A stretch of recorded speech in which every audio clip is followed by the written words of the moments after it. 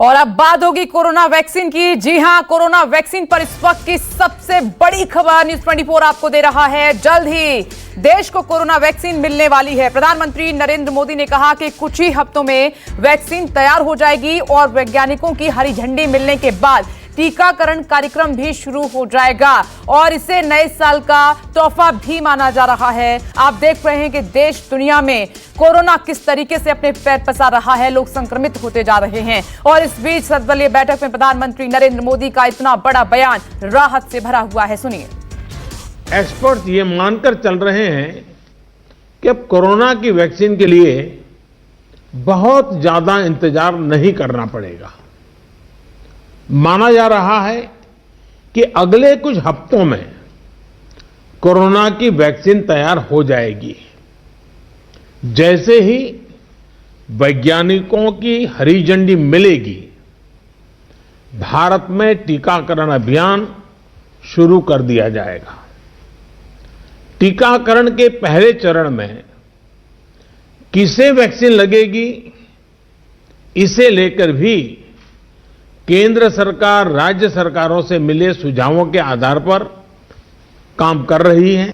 Corona के मरीजों के इलाज में जुटे health care workers, frontline workers और जो पहले से गंभीर बीमारियों से जूझ रहे हैं, वैसे बुजुर्ग लोगों को दी जाएगी। साथियों, वैक्सीन के डिस्ट्रीब्यूशन को लेकर भी केंद्र और राज्य सरकार की टीमें मिलकर के काम कर रही हैं। हमारे पास टीकाकरण के लिए दुनिया का बहुत बड़ा और अनुभवी नेटवर्क भी मौजूद है।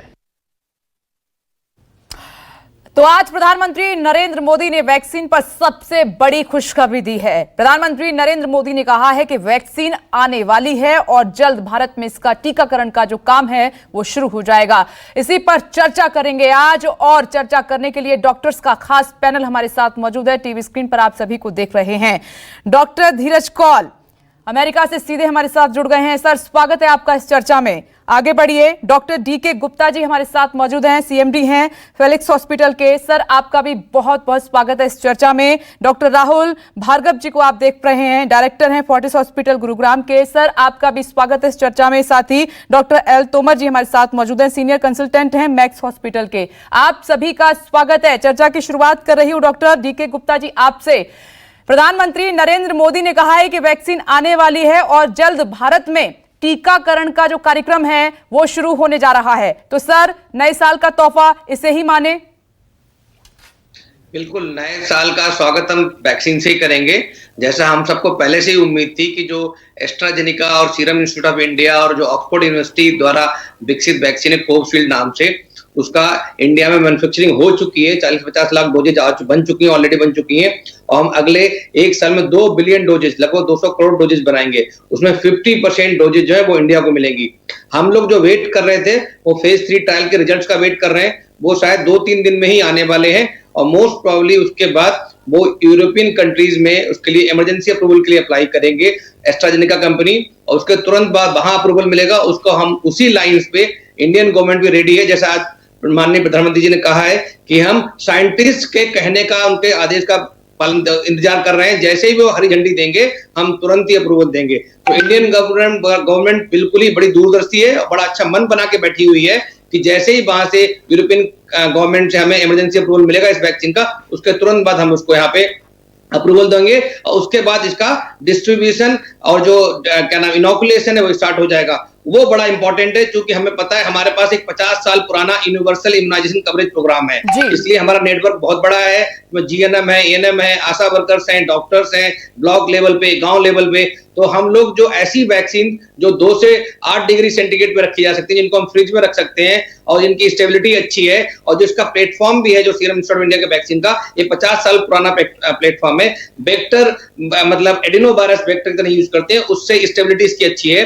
तो ये वैक्सीन हम आराम से लगा सकते हैं और डिस्ट्रीब्यूट कर सकते हैं। उसके लॉजिस्टिक्स और इंफ्रास्ट्रक्चर हमारे पास रेडी है हमारे पास ऑलरेडी सॉफ्टवेयर है भी, और जैसा आज प्रधानमंत्री जी ने कहा कि हम एक नया सॉफ्टवेयर बनाया है, शायद उससे और इम्प्रूव्ड वर्जन होगा, तो हम उसमें ट्रैक कर सकते हैं कि किसको हमने डोज दी है, किसको हमने फर्स्ट डोज दी, किसको सेकंड डोज कब देनी है, ड्यू डेट क्या है, कब हम उसको रिमाइंडर भेज सकते हैं। तो ऐसी सारी चीजें सॉफ्टवेयर से ट्रैक हो सकती हैं, जिससे डुप्लीकेसी बचाई जा सके। या हम किसी एक एज ग्रुप को देना चाहें, जैसे हमने बात किया कि 50 प्लस या 60 प्लस के एज ग्रुप को पहले देंगे, या जो हेल्थ केयर वर्कर्स हैं, जो फ्रंट लाइन वर्कर्स हैं, पुलिस पर्सनल्स हैं, या जो हमारे सैनिटाइजेशन वर्कर्स हैं, इन सबको पहले उसमें दिया जाएगा, और बच्चों को और यंग एडल्ट्स को हम लेटर ऑन डिस्चार्ज करेंगे। देखिए सर, इस चर्चा में जो आम आदमी के सवाल है ना, आम जनता के, वो मैं उठा रही हूं कि वैक्सीन को लेकर जो उनके मन में क्या चल रहा है, वो क्या जानना चाहते हैं, क्या पूछना चाहते हैं।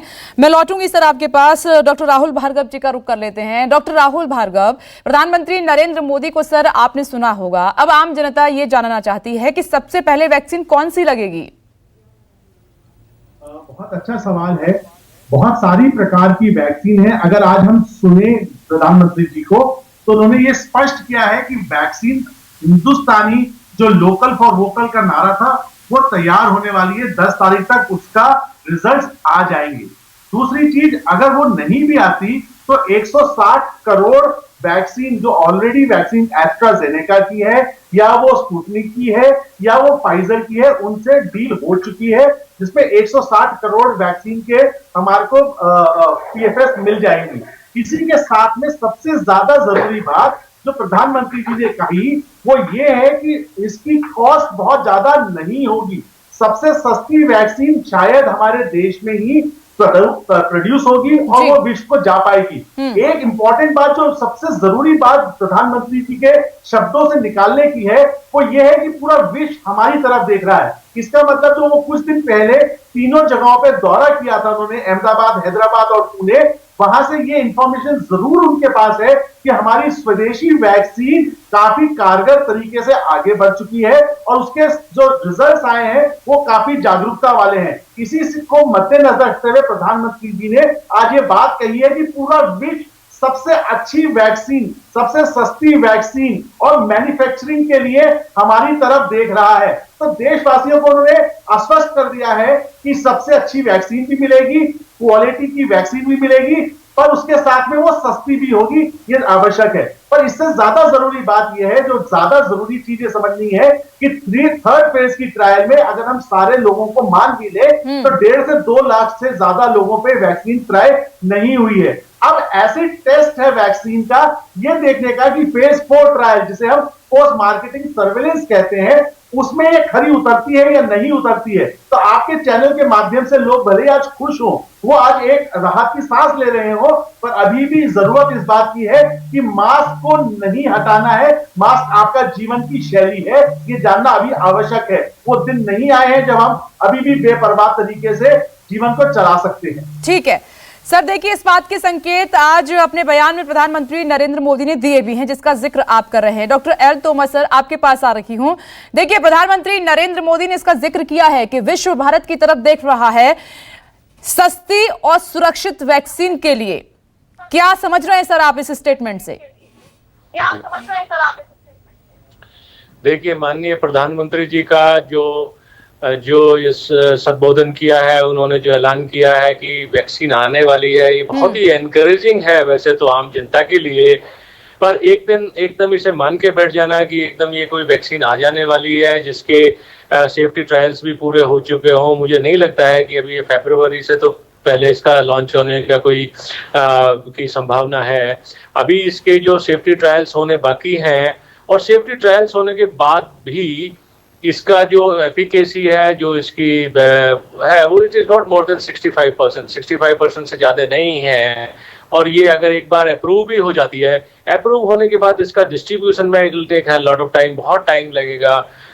और अभी इतनी उम्मीद इससे रखना कि एकदम कोई हाल फिलहाल में 2-3 महीने के अंदर, कुछ वीक्स की बात है, कि कोई वैक्सीन आ जाएगी और हम इस जो वायरस संक्रमण जो चल रहा है, इस पेंडेमिक से हम निजात पा जाएंगे, ये मुझे थोड़ी संभावना कम लगती है। सर, अकॉर्डिंग टू यू कब तक ये वैक्सीन मिल जाएगी? कब तक ये टीका लग जाएगा? देखिए सेफ्टी ट्रायल्स रखते हुए मुझे लगता है कि इसमें करीब 1 साल का टाइम तो लगेगा ही। 1 साल का ऐसा संभावना व्यक्त की जा रही है काफी पहले से। पहले अगस्त में आ रहा था, फिर सितंबर में आ रहा था, अभी दिसंबर में आ रहा है, कुछ फरवरी में आ रहा है, पर अभी भी कोई ऐसा फुल प्रूफ स्टडीज नहीं है जब तक कि ये फेज 4 ट्रायल में नहीं पहुंच जाता है। और इसकी सेफ्टी जो कंसर्न्स हैं, वैक्सीन के सेफ्टी कंसर्न्स भी काफी सीवियर होता है, सीरियस कंसर्न्स होते हैं। जब तक कि वो नहीं हो जाता है तब तक वैक्सीन को पब्लिक के लिए अप्रूव करना और ठीक है पब्लिक में यूज सर, आप करना, कह रहे हैं कि अभी इसमें तो ट्रायल्स देरी नहीं हो होगी रहा है। और जल्दबाजी करना ठीक नहीं है, इस ओर आप इशारा कर रहे हैं। मैं लौटूंगी आपके पास। अमेरिका से, न्यूयॉर्क से हमारे साथ डॉक्टर धीरज कौल भी जुड़े हुए हैं। देखिए भारत में किस वैक्सीन का प्रोडक्शन हो रहा है, कीमत क्या हो सकती है संभावित, वो लगातार हम आपको दिखा रहे हैं। डॉक्टर धीरज कौल, आप सभी डॉक्टर्स को ध्यान से सुन रहे थे, क्या मानना है आपका? प्रधानमंत्री नरेंद्र मोदी ने इशारा किया है कि नए साल का तोहफा वैक्सीन हो सकती है। अब मैं आपसे जानना चाहती हूं कि कौन सा टीका हमें भारतीयों को या विश्व में सबसे पहले लग सकता है, क्योंकि कई जो वैक्सीन है वो रेस में है। कोवैक्सीन की बात करें, फाइजर की बात करें, कोविशील्ड की बात करें, स्पुतनिक की बात करें, तो आप क्या मानते हैं सर? नमस्कार, थैंक यू शो। मैं बार बार आपके शो पर कई महीनों से यही बता रहा हूं कि भारत के लिए जो सबसे प्रैक्टिकल एज ऑफ नाउ है वो एस्ट्राजेनेका ऑक्सफोर्ड की वैक्सीन है बिकॉज लकीली उसकी मास प्रोडक्शन इंडिया में हो रही है। 70 to 80% उनकी कॉपीज इंडिया में बनेंगी। और आपको ये जान के खुशी होगी एज ऑफ नाउ वहां पे 50 to 60 मिलियन कॉपीज पड़ी हुई हैं, काफी बड़ी मात्रा में कॉपीज हैं। और उनका ये मानना है कि 1 महीने में वो 1 करोड़ के करीब कॉपीज बना सकते हैं और नेक्स्ट ईयर से 4 करोड़ बना सकते हैं। ये बात बहुत जरूरी डॉक्टर तोमर ने बताई, सेफ्टी, वो यहाँ पे भी बहुत बड़े कंसर्न्स हैं। अभी 3 दिन पहले FDA के कमिश्नर को व्हाइट हाउस में तलब किया गया था ये बोलने के लिए कि जो फाइजर की वैक्सीन है वो यूके में अप्रूव्ड है तो यहाँ पे क्यों नहीं। और उसका स्ट्रेट आंसर था कि डॉक्टर्स और साइंटिस्ट को अपना काम करने दीजिए, जब तय मात्रा पे हमें उसकी क्लियरेंस मिलेगी हम तभी देंगे, कोई पॉलिटिकल प्रेशर नहीं लेंगे। इसी वजह से FDA का जो approval date 10th of December है बहुत ही क्रिटिकल है फाइजर के लिए यूएस में, और 17th of December है मोडेर्ना के लिए। मेरे एनालिसिस के अकॉर्डिंगली पिछले 3 महीनों से मैं बोल रहा हूँ उनका डाटा सेफ्टी प्रोटोकॉल बहुत अच्छी है। मोडेर्ना ने तो ये भी दिखाया है कि अगर वैक्सीन मिली है, एक भी आदमी हॉस्पिटलाइज नहीं हुआ, कोई भी सीवियर इफेक्ट्स नहीं है, तो ये दोनों वैक्सीन के अप्रूवल के बहुत अच्छे चांसेस हैं।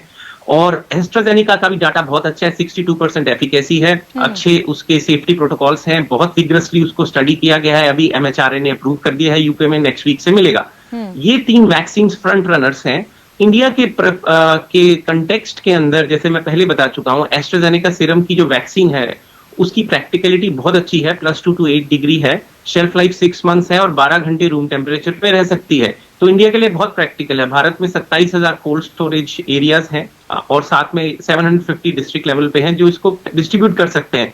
और सबसे अच्छी बात है कि जो कॉपीज वहां पड़ी हैं, अभी MHRA का अप्रूवल हमें जो दिख रहा है वो नेक्स्ट वीक तक आने का बहुत बड़ी संभावना है एस्ट्राजेनेका के। और मैं ये बार बार आपके प्लेटफॉर्म से बोलता आ रहा हूँ कि जिस दिन वहां पे अप्रूवल आए उस दिन हाई रिस्क इंडिविजुअल्स भारत में भी मिले। और ये बहुत ही अच्छी खबर मैं देख रहा हूं, प्रधानमंत्री मोदी जी जो कि एक्सेप्शनली ग्रेट काम करते हैं हेल्थ केयर में, मैं हेल्थ केयर एजुकेशन से एसोसिएटेड हूं, उसमें भी एक्सीलेंट काम कर रहे हैं। और देखते हुए उन्होंने ये बोला है, उनको ये बात की समझ अच्छे से लग रही है कि जो हाई रिस्क इंडिविजुअल्स हैं, जो रोज के 400 से 600 लोगों की मृत्यु भारत में हो रही है, हम उसे कैसे बचा सकें, क्योंकि मार्च तक वेट करना इज नॉट वेरी प्रैक्टिकल। जितना हो सके हमें अपने हाई रिस्क इंडिविजुअल्स को इनिशियली देना चाहिए, लेकिन ये भी जानना जरूरी है जब तक पूरी कंट्री को 70% लोगों को वैक्सीनेट नहीं होगा या वो इन्फेक्शन के थ्रू नहीं जाएंगे तो हर्ड इम्यूनिटी का जो कंसेप्ट है वो किक इन नहीं होगा। एस्ट्राजेनेका का ये बेनिफिट है कि वो जिसको हम एसिम्प्टोमेटिक कैरियर कहते हैं उसको ब्रेक करने का, उस चेन को ब्रेक करने का उसका चांसेस बहुत ज्यादा है। सबसे पहले इसको मंजूरी मिली है, 95% इसको सेफ बताया जा रहा है। ट्रू, लेकिन फाइजर भारत के कंटेक्स्ट के अंदर उतना प्रैक्टिकल नहीं है, नंबर 1। नंबर 2, उसकी 7 मिलियन कॉपीज यूएस के लिए बुक्ड है और उनका जुलाई तक का जो कंटेक्स्ट है वो EU और यूरोप के लिए बुक है, because BNTX is a German company. Same thing with Moderna, 20 million copies till December. Moderna का गोल है 500 million to 1 billion copies next year बनाने का, वो भी बहुत अच्छा प्लेटफॉर्म है। लेकिन वो नहीं दे पाएंगे till July as of now to any other country. India के साथ उनका अभी तक करार नहीं है। भारत के कंटेक्स्ट में मैं आपको फिर समझा रहा हूं प्रैक्टिकली। एक मिनट दीजिए, मैं एक ओके ऑलराइट, बोलिए सर, बोलिए अपनी बात कंप्लीट कीजिए धीरज जी। Okay, please. It's important to know AstraZeneca is the front runner. उसको 110% जहां तक मैं देख रहा हूं भारत सरकार बहुत अच्छा काम कर रही है। एक सबसे बड़ा जो चैलेंज आएगा वो डिस्ट्रीब्यूशन का आएगा, क्योंकि इंडिया का हेल्थ केयर स्ट्रक्चर ब्यूरोक्रेसी के साथ बड़ा लिंक्ड है, जिनको ये इस सीरियसनेस को समझना पड़ेगा। We are running against the time. रोज के 500 लोग मर रहे हैं। 3 महीने का मतलब 1 लाख लोगों की मृत्यु आप बचा सकते हैं अगर जल्दी आप देंगे। और लोगों को मास्क डालना बहुत जरूरी है जब तक अगले साल के एंड तक। मैं तो ये कहूंगा हैंड वॉशिंग, मास्क डालना, social distancing is the key. आप अपने आप को बचाइए। अमेरिका में 2 दिन पहले 2600 लोग मर चुके हैं जो वर्ल्ड ट्रेड सेंटर के दिन एक दिन में मर गए थे। तो ये बहुत सीरियस है। आप अपने डॉक्टर्स की बात सुनिए और फॉर गॉड सेक अपने आप दवाइयां एंटीबायोटिक्स मत लीजिए। सुपर बग का बहुत बड़ा रिस्क है। ये बहुत बड़ी एडवाइस है लोगों के लिए आपकी। मैं लौटूंगी डॉक्टर डीके गुप्ता, आप सहमत हैं डॉक्टर धीरज कौल की बात से?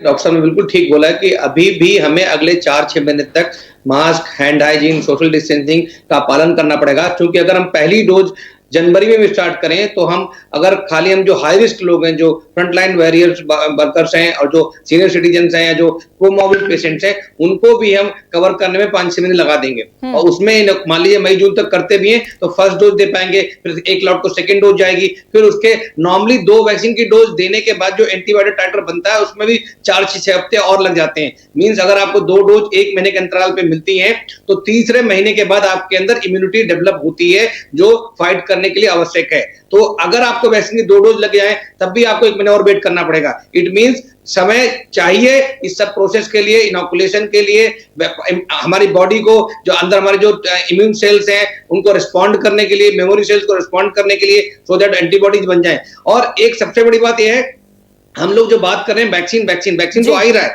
बट जो बहुत सारे ऐसे पेशेंट्स हैं जिनको ट्रीटमेंट के लिए मेडिसिन भी चाहिए, तो मैं बताना चाहूंगा लगभग 450 ऐसे ड्रग हैं, एंटीवायरल ड्रग, जिन पे ट्रायल चल रहा है। 350 ड्रग है जिनका ह्यूमन ट्रायल चल रहा है। 2-3 ड्रग ऑलरेडी एफडीए अप्रूव कर चुकी है, फेविपिराविर कर रही है, रेमडेसिविर है और क्या नाम है टोक्लीजुमाब है। ऐसे और बहुत सारे ड्रग्स पाइपलाइन में। तो अगले कुछ महीनों में ही हमें इस फ्रंट में भी अच्छी खबर मिलेगी कि हमारे पास चॉइस होगी नए दवाइयों की। इसी से जुड़ा हुआ सवाल है आम जनता का कि आम जनता ये भी जानना चाहती है कि अगर एक बार वैक्सीन लग गई तो उसके बाद क्या कितने अंतराल में ये लगेगी, या फिर 1 साल बाद लगेगी, कुछ महीने बाद लगेगी? क्योंकि बचपन में कुछ टीके लगते हैं वो बचपन में ही लगते हैं, उसके बाद लेने नहीं पड़ते।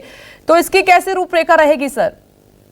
जी, तो इसका ये है कि जब भी हम कोई वैक्सीन देते हैं तो उसका इम्यून रिस्पांस कितने समय तक परसिस्ट करता है, उस पर डिपेंड करता है कि उसकी बूस्टर डोज रिक्वायर्ड है या नहीं है। जैसे हम चिकन पॉक्स की वैक्सीन देते हैं, उसकी जो बूस्टर डोज एक की रिक्वायर्ड होती है या नहीं रिक्वायर्ड होती, बिकॉज उसका एंटीबॉडी रिस्पांस बहुत अच्छा होता है। ऐसे ही मीजल्स है, तो जितनी लाइव वैक्सीन है उनका एंटीबॉडी रिस्पांस अच्छा होता है, तो उनमें बूस्टर डोज कम चाहिए होती है या नहीं चाहिए होती। बट हमें पता है जो ये वैक्सीन बन रही है वो कहीं ना कहीं किल्ड वैक्सीन है, इनएक्टिवेटेड वैक्सीन है, या तो न्यूक्लिक एसिड डीएनए आरएनए से बना रहे हैं या जो स्पाइक प्रोटीन उससे बना रहे हैं, और वायरस को किल करके बना रहे हैं, इनएक्टिवेट करके बना रहे हैं। तो इसकी इम्यूनिटी भी है। एक तो इसकी जो एफिशिएंसी होगी वो थोड़ा कम होती है, 60 to 90% जैसे हम क्लेम कर रहे हैं। दूसरा जो इसका एंटीबॉडी रिस्पांस भी होता है वो बहुत लंबा तक नहीं चलता है, पर इसके लिए हमें पोस्ट मार्केटिंग सर्विलेंस स्टडीज करनी पड़ेंगी। उसमें हम देखेंगे कितना लंबा परसिस्ट कर रहा है, उसके बेस पे बाद के प्रोटोकॉल चेंज होंगे। लेकिन अभी जो लग रहा है कि इसकी जो एंटीबॉडीज है एटलीस्ट 6 महीने से लेकर 1 साल तक परसिस्ट करेंगी। तो हमें अगर डोज की जरूरत पड़ी दूसरी तो एटलीस्ट 1 ईयर या 2 ईयर के बाद ही पड़ेगी। तो हमें ये मान सकते हैं जैसे हम फ्लू का वैक्सीन या फ्लू का शॉट हर साल देते हैं, तो हो सकता है हमें मैक्सिमम ऐसा होगा कि हर साल देना पड़े। अगर बाद में अगर पोस्ट जो मार्केटिंग स्टडीज होगी, अगर उसमें देखा गया कि इसकी इम्यूनिटी 3 साल तक परसिस्ट करती है तो 3 साल बाद बूस्टर चाहिए होगा, अगर 5 साल बाद तो 5 साल बाद बूस्टर चाहिए होगा, और तब तक मोस्ट हार्ड इम्यूनिटी मिल जाएगी हम लोग। ठीक है, वैक्सीन लगने के बाद ही ये पता चलेगा, हम किसी रिजल्ट पर पहुंचेंगे। मैं चर्चा को आगे बढ़ाऊंगी, लेकिन उससे पहले ये इंपॉर्टेंट इन्फॉर्मेशन आपकी टीवी स्क्रीन पर कि भारत पे किस वैक्सीन की क्या रेस चल रही है। देखिए, कोविशील्ड सीरम इंस्टीट्यूट इसको बना रहा है, आखिरी दौर में है और इसकी कीमत 225 से 1000 रुपए हो सकती है। ज़ाइकोव डी की हम बात कर लेते हैं। जाइडस बायोटेक और ट्रायल का ये तीसरा दौर है, तय नहीं है अभी इसकी कीमत। आइए नीचे नजर डालिए, तीसरा नंबर कोवैक्सीन का आता है, भारत बायोटेक की तरफ से इसको तैयार किया जा रहा है और ट्रायल का ये तीसरा दौर है, इसकी भी कीमत अभी तय नहीं है। ये कुछ इंपॉर्टेंट जानकारी है, ये दर्शकों के लिए जानना बेहद जरूरी है क्योंकि भारत में आप देख रहे हैं कि कोरोना काल में बहुत सारे लोगों का रोजगार चला गया है। ऐसे में अगर कीमत कम होगी तो लोगों के लिए अच्छी बात है, अगर ज्यादा होगी तो उनको एक बार सोचना पड़ेगा। ठीक है, मैं लौटूंगी आपके पास doctor D K Gupta. Doctor Rahul Bhargava sir, आपके पास आती हूँ एक बार फिर से। मैं उस बात को जोड़ना चाहूंगी जो डॉक्टर धीरज कौल ने बात कही है कि भले ही फाइजर को जो है ग्रीन सिग्नल मिल गया है, लेकिन अगर हम भारत के लिहाज से बात करें तो एस्ट्राजेनिका को वो काफी महत्वपूर्ण बता रहे हैं कि उसका टीका पहले लग सकता है। बिल्कुल, धीरज कौल जी ने बिल्कुल सही कहा, पर उसमें एक पेज अटका हुआ है जी। एस्ट्राजेनेका की 2 से 8 डिग्री पे वैक्सीन कामयाब है, हमारे लिए सबसे सस्ती वैक्सीन है, शायद अंडर $10 हमारे लिए वो यूज होगी। इसी के मुकाबले में मॉडर्ना की वैक्सीन जो है वो यूएस में एनीवेयर बिटवीन $25 से लेके $37, मतलब 1200 से लेके 2000 के बीच में कहीं पे रखी जाएगी। और वैसे ही फाइजर की वैक्सीन भी कहीं पे 1500 रुपए से लेके 2000 रुपए तक की पड़ेगी। वैक्सीन एस्ट्राजेनेका की इसलिए भी अच्छी है क्योंकि सस्ती है, 2 से 8 डिग्री पे स्टोर की जा सकती है। बट उसके साथ एक ही पेज फंसा हुआ है, जो अभी लेटेस्ट ट्रायल आया जिसमें उन्होंने हाफ डोज दी थी और जो ग्रेटर देन 65 साल के लोग थे उनको एक्सक्लूड किया गया था। इसी के चलते हुए सरकार ने, यूके सरकार ने उनको दोबारा एक छोटी मिनी ट्रायल करने के लिए कहा है, जिसका रिजल्ट शायद अगले महीने या 15 दिन में अवेलेबल होगा। उसके चलते हुए और तीसरी महत्वपूर्ण चीज यह है कि 50 मिलियन डोजेस सीरम इंस्टीट्यूट ने ऑलरेडी एस्ट्राजेनेका की देश में बना के रखी हुई है, ready to give to government of India और to UK government. At the same time important यह बात भी है कि रशिया के साथ में डॉक्टर रेड्डीज ने स्पुतनिक 5 ट्रायल का ट्रायल अभी स्टार्ट किया है, और क्योंकि डॉक्टर रेड्डीज भी एक जेनरिक कंपनी है, उम्मीद यही है कि उसकी भी सस्ती वैक्सीन देश में अवेलेबल होगी। तो इसके मद्देनजर रखते हुए वैक्सीन जैसे भी आए, पर जैसे भी भारत सरकार डिसाइड करेगी, यह बात पक्की है कि ज्यादा से ज्यादा लोगों को कम से कम पैसे में भारत सरकार इसको उपलब्ध कराएगी। बिल्कुल, और इसी नजर से, इसी उम्मीद से भारत की तमाम जो आवाम है, जनता है, वो देख भी रही है टकटकी लगाकर कि वैक्सीन आए लेकिन सस्ती आए, क्योंकि ज्यादा पैसा है नहीं देने के लिए। मैं लौटूंगी राहुल भार्गव जी आपके पास। सर, डॉक्टर एल.के. तोमर सर, मैं आपसे अब ये सवाल पूछती हूँ क्योंकि ये आम जनता का सवाल है कि पहला टीका क्या स्वदेशी लगेगा या फिर विदेशी लगेगा? पहला टीका तो कोई सा भी लगाया जा सकता है, लेकिन जो प्रैक्टिकल ऑप्शन जैसे बाकी हमारे पैनलिस्ट ने बताया कि वो एस्ट्राजेनेका ही है, वो ही प्रैक्टिकल है इंडिया के लिए, जो कि ज्यादा से ज्यादा जनता को प्रोवाइड किया जा सकता है। बाकी फाइजर और मॉडर्ना वैक्सीन वो इंडियन पब्लिक के लिए बाई मतलब लार्ज क्वांटिटी में अवेलेबल नहीं हो सकती। हालांकि एस्ट्राजेनेका की जो एफिकेसी है वो 65% से भी कम है, 65% के आसपास ही है, लेकिन इसका सेफ्टी कंसर्न देखते हुए अगर ये इस ट्रायल्स को क्रॉस कर लेती है और ये अप्रूव हो जाती है तो यही सबसे प्रैक्टिकल होगा, और ये अपना देसी वैक्सीन ही इंडियन पब्लिक को लगाई जा सकती है। और किस इसकी रूपरेखा क्या होगी, पहले वीआईपी को लगेगा, पहले ये आम जनता तक कब तक पहुंच पाएगी ये वैक्सीन, तो ये तो टाइम के साथ ही देखना होगा। ठीक है, ओके सर। डॉक्टर धीरज कौल, ये एक और बहुत महत्वपूर्ण सवाल है, ये टाइम को लेकर है। दरअसल कुछ लोगों के, खासकर भारत की जनता के मन में ये सवाल है कि वैक्सीन बनाने में इतना वक्त लगता है। एक एग्जाम्पल के तौर पर कि एक वैक्सीन को लगाने में 10 साल लगते हैं, तो 10 महीने में कैसे बनकर तैयार हो रही है वैक्सीन? इसका क्या जवाब है?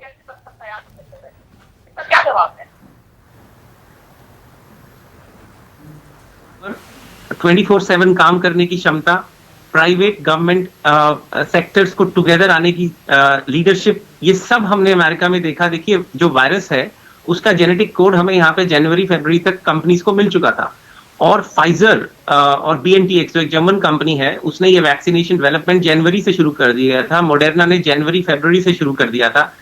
स्टेज 1, स्टेज 2, स्टेज 3 और स्टेज 4 ट्रायल्स जो फेज 1, फेज 2, फेज 3 हम बता रहे हैं, उसको ओवरलैप किया गया। जनरली नहीं होता। और जो डाटा था, अभी आप स्टेज 3 देख रहे हैं, स्टेज 3 काफी लंबा खिंचता है, लेकिन ये प्रिलिमिनरी डाटा है, ये फाइनल डाटा नहीं है। और जो ऑथराइजेशन भी मिली है वो इमरजेंसी यूज ऑथराइजेशन है, क्योंकि पूरे वर्ल्ड के अंदर पेंडेमिक फैला। हम मेडिसिन के अंदर रिस्क वर्सेस बेनिफिट दवाइयों का भी देख रहे हैं और ये भी देख रहे हैं अगर हम वैक्सीन को एक दिन भी डिले करेंगे कितने हजारों लोग मर जाएंगे।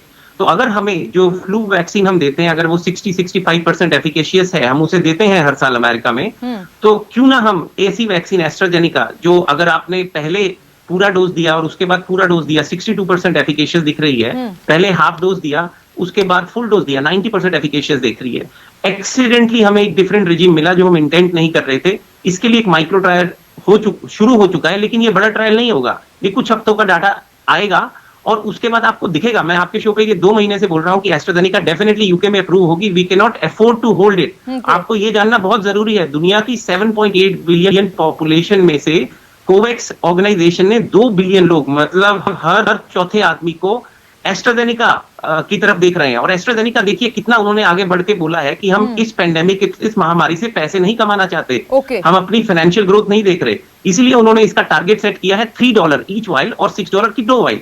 और ये जानना जरूरी है, यानी कि एक बार अगर वैक्सीन बन जाए इसकी मल्टीप्लिकेशन पेनीज में होती है, सबसे सस्ती साबित हो सकती है और इजीली सबको लग सकता है टीका। एक मिनट लेना चाहूंगा, 1 मिनट पॉइंट ऐड करना चाहूंगा कि जो वैक्सीन बन जाती है उसको मल्टीप्लिकेशन में पेनीज लगती हैं। सीरम इंस्टीट्यूशन का बहुत बड़ा नाम है, 70% वैक्सीन बनाता है, वो मल्टीप्लिकेशन का काम कर रहा है और एक ट्रायल भी इंडिया में चल रही है।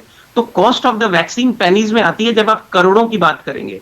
तो मुझे तो ये लग रहा है कि ऐसा भी हो सकता है, मोदी जी इतना एक्सीलेंट काम कर रहे हैं कि जो $6 की कॉस्ट है सीरम की, क्या उसको भी नीचे लाया जा सकता है? बिकॉज इनको भी लीडिंग बाय एग्जाम्पल दिखाना चाहिए। हमारी पूरी कम्युनिटी हेल्थ केयर की ने फाइट किया है 8-8 महीने। ये टाइम है कि फार्मा भी सामने आके अपने प्राइवेट इंटरेस्ट को साइड पे रखे, जैसे मोडर्ना और फाइजर ने अभी तक नहीं रखा है और उनपे वर्ल्ड का प्रेशर बढ़ रहा है धीरे धीरे एज वी स्पीक। तो मेरा ये मानना है डॉक्टर्स इतने यहाँ बैठे हैं, इन्होंने रातों को जाग के काम किया है लोगों की सेवा में। This is the time pharma works. Doctor Dheeraj call से मैं सहमत हूं, बट एक बात आपको समझना है, पब्लिक को ये समझना जरूरी है, जो वैक्सीन 10-10 साल में बनती थी, जब हमने 10 महीने में कंप्रेस करके बनाई है, उसका लॉन्ग टर्म इफेक्ट हमें नहीं पता है। वैक्सीन 3 महीने काम करेगी, 6 महीने काम करेगी, 1 साल काम करेगी, ये शायद 2021 ही बताएगा। इसीलिए सावधानी नहीं छोड़नी है। दूसरी इंपॉर्टेंट महत्वपूर्ण बात यह है कि वैक्सीनेशन वही सक्सेसफुल होगी देश में जिसका डिस्ट्रीब्यूशन इजीली हो पाएगा।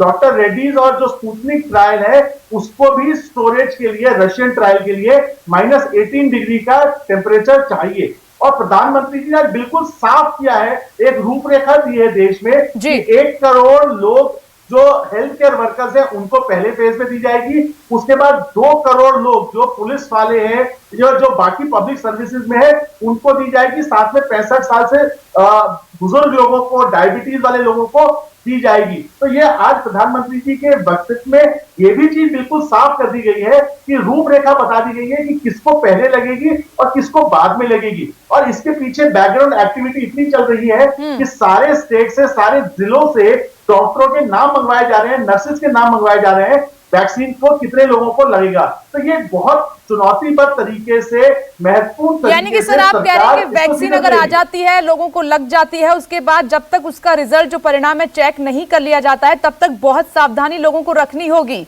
कोई ढिलाई नहीं।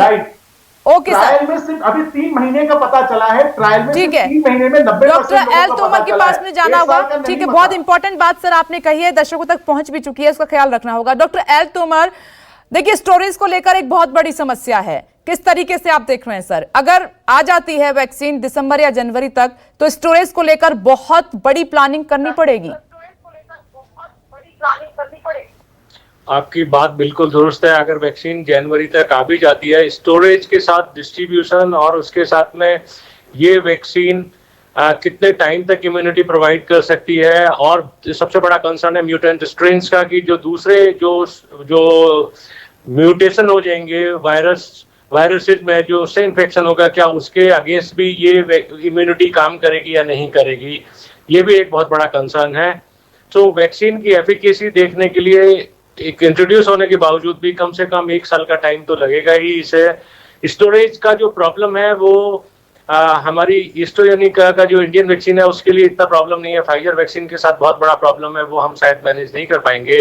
बट 2 से 8 डिग्री सेंटीग्रेड पे मैनेज करना पॉसिबल है। बहुत सारी और भी वैक्सीन हैं जो इतने टेम्परेचर पे स्टोरेज की जाती हैं और डिस्ट्रीब्यूट की जाती हैं।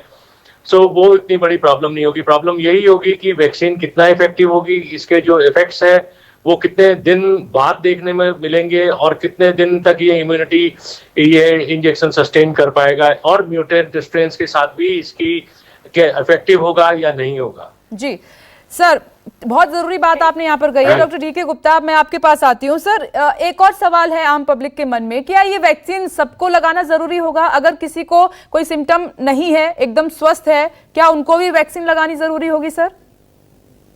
तो वैक्सीन का काम ही प्रिवेंशन होता है। तो वैक्सीन नॉर्मली हेल्दी इंडिविजुअल्स को ही देते हैं जिनको कोई इन्फेक्शन नहीं है, सो दैट उनको हम एक आर्टिफिशियल इन्फेक्शन दें, उनके अंदर एंटीबॉडी रिस्पॉन्स क्रिएट हो और अगली बार जब नेचुरल इन्फेक्शन हो तो उस समय उनके अंदर लड़ने की क्षमता हो। तो वैक्सीन हमेशा ऐसे लोगों को दी जाती है जिनके अंदर कोई इन्फेक्शन ना हो, खासकर उस बीमारी का इन्फेक्शन उस समय ना हो या उस समय भी कोई अदर सीरियस इलनेस ना हो। तो इसलिए वैक्सीन सारे हेल्दी इंडिविजुअल को दी जाएगी जिनको कोई मेजर प्रॉब्लम नहीं है। दूसरी बात, वैक्सीन जो हम मेजर बात करें, क्या हमें पूरे 135 करोड़ जनसंख्या को देने की जरूरत है, ये इंपॉर्टेंट बात है इस समय। तो ऐसा नहीं कि हमें पूरे 135 करोड़ जनसंख्या को देने की जरूरत है इस समय, क्योंकि हमें पता है कि 17% लोग भी हमने इम्यून कर दिए, मतलब उनके अंदर या तो एंटीबॉडीज उत्पन्न कर दी या उनको कैरियर बनाने से बचा लिया या उनको हमने नेचुरल इन्फेक्शन से वो ग्रसित हो गए या उनको वैक्सीन देके हमने इम्यून कर दिया है। तो अगर 60 to 70% पॉपुलेशन अगर हम इम्यून कर देते हैं तो जो चेन ऑफ ट्रांसमिशन है वो ब्रेक हो जाता है और उसके बाद फिर हर्ड इम्यूनिटी आ जाती है, तो सबको वैक्सीन देने की जरूरत नहीं। तो हम ये भी स्टडीज देखेंगे, करनी पड़ेंगी हमें बड़े बड़े ग्रुप में, बड़े बड़े कोहॉर्ट्स में, कि हम कितने % लोगों को वैक्सीन देते हैं, उसके बाद क्या इम्यून रिस्पॉन्स आता है, उस कम्युनिटी का क्या इम्यून रिस्पॉन्स आता है, उसके बेस पे गाइडलाइंस को हम आगे फर्दर फॉलो करेंगे। क्योंकि ऐसा पॉसिबल है भी नहीं कि एकदम हम तुरंत पूरे देश को इम्यूनाइज कर दें। तो इसलिए अगले 2-3 महीने में, 4 महीने में हमें कुछ नया डाटा मिलेगा, उस नए डेटा के बेस पे हम अगली अपनी इम्यूनाइजेशन पॉलिसी को रिवाइज करेंगे। ऑलराइट, डॉक्टर राहुल भार्गव यहाँ पर कुछ कहना चाहते हैं। सर बोलिए। क्लिनिकल ट्रायल करते हैं तो हम वो कोहॉर्ट लेते हैं जो सबसे हेल्दी लोग होते हैं। अब जब वैक्सीन यूज होगी वो सारे बच्चों में भी यूज होगी, बूढ़ों में भी यूज होगी, सिक पेशेंट में भी यूज होगी, तब उसका रियल टेस्ट होगा। ऐसी टेस्ट तब पता चलेगा कि क्या ये वैक्सीन 90% जो क्लेम करती थी, क्या वो 65 साल के एल्डरली, COPD, लंग वाली परेशानी, डायबिटीज और हाइपरटेंशन पेशेंट में काम करेगी या नहीं करेगी। दूसरी सबसे ज्यादा इंपॉर्टेंट चीज है इसकी लॉन्गिविटी कितनी होगी।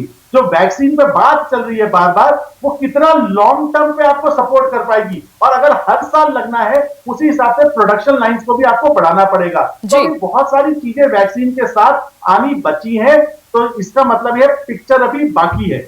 चलिए, आप कह रहे हैं कि पिक्चर अभी बाकी है। सर, वक्त की कमी है, चर्चा को यहीं विराम देना होगा। आप सभी का जुड़ने के लिए बहुत बहुत शुक्रिया। देखिए, प्रधानमंत्री नरेंद्र मोदी ने आज जो बात कही है वो बहुत बड़ी है वैक्सीन को लेकर, यानी कि उनकी बात में संकेत हैं राहत के कि वैक्सीन हमें जल्द मिल जाएगी। आप देखते रहिए News 24। चर्चा में अभी इतना ही। नमस्कार, मैं हूं मानक गुप्ता। अगर आपको हमारा ये वीडियो पसंद आया हो तो इसे लाइक और शेयर जरूर करें, और हाँ, हमें सब्सक्राइब और फॉलो करना ना भूलें ताकि आप देश और दुनिया की कोई खबर मिस ना करें। तो जुड़े रहिए हमारे साथ और देखते रहिए News 24।